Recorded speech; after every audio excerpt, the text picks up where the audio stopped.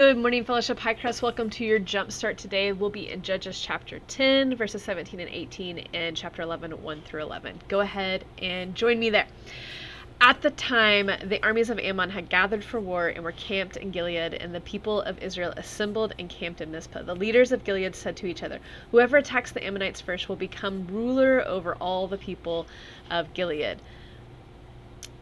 And then in chapter 11, it says, "Now Jephthah of Gilead was a great warrior. He was the son of Gilead, but his mother was a prostitute. Gilead's wife also had several sons, and when these half-brothers grew up, they chased Jephthah off the land. 'You will not get any of our father's inheritance, and for you,' they said, 'for you are the son of a prostitute.' So Jephthah fled from his brothers and lived in the land of Tob.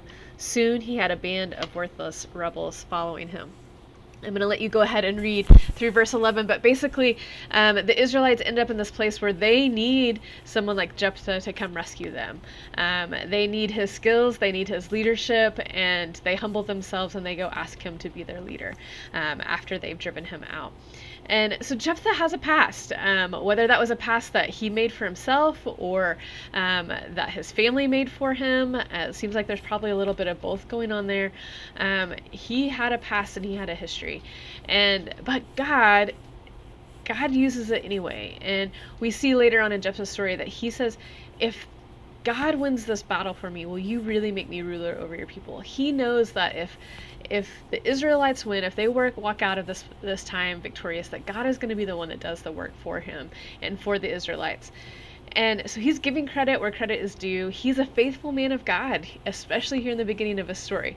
Now, I can't speak to the end of his story, but at least in the beginning of his story.